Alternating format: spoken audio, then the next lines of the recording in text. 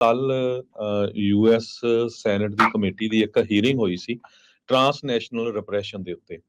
ਇਹ ਜਿਹੜੀ ਹੀਅਰਿੰਗ ਸੀਗੀ ਇਹ ਮੇਨਲੀ ਤਾਂ ਸੀਗੀ ਵੱਖ-ਵੱਖ ਮੁਲਕਾਂ ਨੂੰ, ਜਿਸ ਤਰ੍ਹਾਂ ਟਰਕੀ ਆ, ਰਸ਼ੀਆ ਆ, ਚਾਈਨਾ ਆ, ਈਰਾਨ ਆ, ਤਾਜਿਕਸਤਾਨ, ਇਹ ਜਿਹੜੇ ਮੁਲਕ ਆ।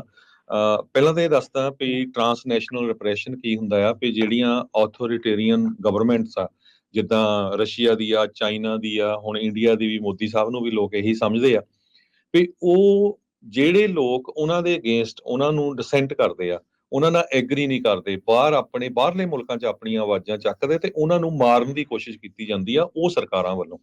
ਸੋ ਉਹੀ ਕੁਝ ਸਿੱਖਾਂ ਨਾਲ ਵਾਪਰਿਆ ਸੀ ਪਿਛਲੇ ਕੁਝ ਹਫ਼ਤਿਆਂ ਤੋਂ ਤੁਸੀਂ ਸੁਣ ਰਹੇ ਆ।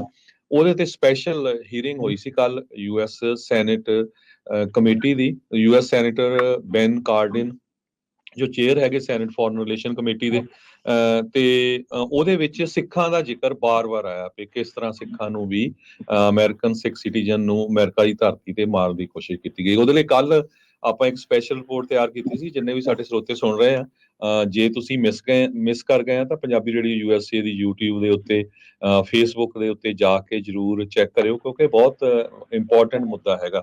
ਇਹਦੇ ਵਿੱਚ ਹੁਣ FBI ਪੂਰੀ ਇਨਵੋਲਵ ਆ ਵੀ ਕਿਸ ਤਰ੍ਹਾਂ ਕਈ ਵਾਰੀ ਕੀ ਹੁੰਦਾ, ਲੋਕ ਡਰਦੇ ਮਾਰੇ ਗੱਲ ਨਹੀਂ ਕਰਦੇ ਵੀ ਜੀ ਸਾਨੂੰ ਕੋਈ ਥ੍ਰੈਟ ਕਰਦਾ ਹੈਗਾ। ਬਾਰ-ਬਾਰ ਹੁਣ ਅਮਰੀਕਾ ਦੇ ਡਿਫੈਂਸ ਸੈਕਟਰੀ, ਫੋਰਨ ਸੈਕਟਰੀ ਸਾਰੇ ਇੰਡੀਆ ਜਾ ਚੁੱਕੇ ਹੈਗੇ ਆ। ਹੁਣ ਅੱਜ FBI ਨੇ ਵੀ ਰਿਪੋਰਟ ਕੀਤਾ ਵੀ FBI ਦੇ ਡਾਇਰੈਕਟਰ ਵੀ ਕੁਝ ਦਿਨਾਂ ਦੇ ਵਿੱਚ ਇੰਡੀਆ ਜਾ ਰਹੇ ਆ, ਖਾਸ ਕਰਕੇ ਇਸੇ ਮੁੱਦੇ ਨੂੰ ਲੈ ਕੇ। ਜਦੋਂ ਕੈਨੇਡਾ ਦੇ ਵਿੱਚ ਨਿੱਜਰ ਉਹਨਾਂ ਦਾ ਕਤਲ ਕੀਤਾ ਗਿਆ ਸੀ, ਤਦ ਤਾਂ ਇੰਡੀਆ ਵਾਲਿਆਂ ਨੇ ਉਹਨੂੰ ਪਾਸਾ ਹੀ ਪਲਟਤਾ ਸੀ ਵੀ ਨਹੀਂ ਜੀ ਇਹ ਤਾਂ ਐਵੇਂ ਸਾਡੇ ਤੇ ਬਲੇਮ ਲਾਉਂਦੇ ਆ। ਹੁਣ ਉੱਥੇ ਦਾ ਸਾਰਾ ਮੀਡੀਆ ਸੁੱਤਾ ਪਿਆ ਆ, ਤਾਂ ਕਰਕੇ ਮੈਂ ਅੱਜ ਸਵੇਰੇ ਫੇਰ ਤੁਹਾਡੇ ਨਾਲ ਖਬਰ ਸਾਂਝੀ ਕਰ ਰਿਹਾ। ਇੰਡੀਆ ਦਾ ਪੂਰਾ ਗੋਦੀ ਮੀਡੀਆ ਨੇ ਕੋਈ ਖਬਰ ਨਹੀਂ ਕੀਤੀ, ਬਲਕਿ ਜਿਹੜੇ ਆਪਣੇ ਵੀ ਕੋਈ ਬਾਹਰਲੇ ਮੁਲਕਾਂ 'ਚ ਵੀ ਜਿਹੜੇ ਜਿੰਨੇ ਮੀਡੀਆ ਆਊਟਲੈਟਸ ਆ, ਚਾਹੇ ਕੋਈ ਰੇਡੀਓ TV ਸਟੇਸ਼ਨ ਹੈਗੇ, ਕੋਈ ਇਦਾਂ ਦੀ ਖਬਰ ਸਾਂਝੀ ਨਹੀਂ ਕਰਦਾ, ਜਦ ਕਿ ਇਹ ਬਹੁਤ ਵੱਡੀ ਖਬਰ ਸੀ ਕੱਲ ਦੀ ਵੀ ਸੈਨੇਟ ਨੇ ਹੀਅਰਿੰਗ ਕੀਤੀ ਹੈਗੀ ਆ, ਸੈਨੇਟ ਫੋਰਨ ਰਿਲੇਸ਼ਨ ਕਮੇਟੀ ਨੇ ਇਸ ਉੱਤੇ ਜੋ ਹੈਗਾ ਟਰਾਂਸਨੈਸ਼ਨਲ ਰਿਪਰੈਸ਼ਨ ਦੇ ਉੱਤੇ। ਬਿਲਕੁਲ, ਸੋ ਇਹ ਵੱਡੀ ਗੱਲ ਜਿਹੜੀ ਇਹ ਵਾਪਰੀ ਹੈਗੀ ਹੈ। ਬਾਕੀ ਇਹ ਵੀ ਦੱਸਦੇ ਜਾਈਏ, ਕੱਲ ਅਸੀਂ ਪੰਜਾਬੀ ਰੇਡੀਓ ਯੂਐਸਏ ਦੀ ਟੀਮ ਵੱਲੋਂ ਐਲਮੈਂਟ ਕਾਨਫਰੰਸ ਦੇ ਵਿੱਚ ਵੀ ਸ਼ਿਰਕਤ ਕੀਤੀ ਸੀ। ਉਸ ਦੀ ਅੱਜ ਜਿਹੜੀ ਪੂਰੀ ਰਿਪੋਰਟ ਆ ਤੁਹਾਨੂੰ ਪੰਜਾਬੀ ਰੇਡੀਓ ਯੂਐਸਏ ਦੇ ਸੋਸ਼ਲ ਮੀਡੀਆ ਚੈਨਲਸ ਦੇ ਉੱਤੇ ਜਿਹੜੀ ਆ ਉਹ ਦੇਖਣ ਨੂੰ ਤੇ ਸੁਣਨ ਨੂੰ ਜਿਹੜੀ ਉਹ ਮਿਲੇਗੀ। ਉਸ ਦੀਆਂ ਤਸਵੀਰਾਂ ਆਲਰੇਡੀ ਜਿਹੜੀਆਂ ਅਪਲੋਡ ਕੀਤੀਆਂ ਆ। ਐਲਮੰਡ ਕਿਸਾਨਾਂ ਦੇ ਵੀ ਬਹੁਤ ਸਾਰੇ ਜਿਹੜੇ ਮੁੱਦਿਆਂ ਨੂੰ ਲੈ ਕੇ ਉਹ ਜਿਹੜੀ ਕਾਨਫਰੰਸ ਦੇ ਵਿੱਚ ਉਹਨਾਂ ਨੇ ਆਪਣੇ ਜਿਹੜੇ ਸਵਾਲ ਜਿਹੜੇ ਚੱਕੇ ਆ ਉਹਨਾਂ ਨੂੰ ਲੈ ਕੇ ਵੀ ਗੱਲਬਾਤ ਉਸ ਦੇ ਵਿੱਚ ਹੋਈ ਆ। ਸੋ ਦੇਖੋ, ਬਿਲਕੁਲ ਰਾਜਕਵੀਰ ਸਿੰਘ ਜੀ, ਮੈਂ ਇਹ ਬੜੇ ਪ੍ਰਾਊਡਲੀ ਕਹਿ ਸਕਦਾ ਵੀ ਪੰਜਾਬੀ ਰੇਡੀਓ ਯੂਐਸਏ ਦੇ ਵਿੱਚ ਬੜਾ ਵੱਡਾ ਯੋਗਦਾਨ ਆ।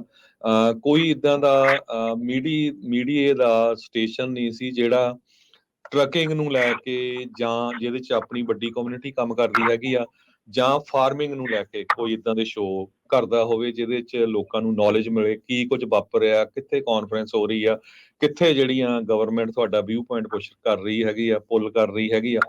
ਸੋ ਕਾਫੀ ਮਹੀਨਿਆਂ ਤੋਂ ਸਾਡਾ ਫਾਰਮਿੰਗ ਨੂੰ ਲੈ ਕੇ ਹਰ ਹਫ਼ਤੇ ਇੱਕ ਸ਼ੋਅ ਹੁੰਦਾ ਆ। ਉਹਦੇ ਨਾਲ ਹੁਣ ਪੂਰੀ ਦੁਨੀਆ 'ਚੋਂ, ਅਮਰੀਕਾ ਦੇ ਸਾਰੀਆਂ ਸਟੇਟਾਂ 'ਚੋਂ ਸਾਡੇ ਨਾਲ ਜਿਹੜੇ ਸਰੋਤੇ ਜੁੜਦੇ ਆ, ਚਾਹੇ ਉਹ ਵੱਖ-ਵੱਖ ਆਲਮੰਡ, ਪਿਸਟੈਚੀਓ, ਕਿਸੇ ਵੀ ਫੀਲਡ ਦੇ ਵਿੱਚ ਉਹ ਹੈਗੇ ਆ।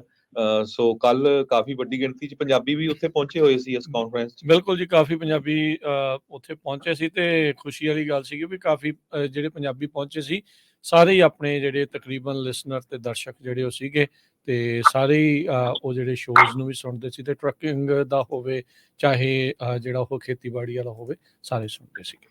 ਤੇ ਆਪਾਂ ਵਾਪਸ ਪਰਤੀਏ ਟਰੱਕਿੰਗ ਦੇ ਜਿਹੜੇ ਇਸ਼ੂਜ਼ ਨੂੰ, ਨਿਊਜ਼ ਆ ਉਹਨਾਂ ਦੇ ਨਾਲ ਗੱਲਬਾਤ ਜਿਹੜੀ ਉਹ ਆਪਾਂ ਕਰਦੇ ਹਾਂ ਉਸ ਦੇ ਬਾਬਤ।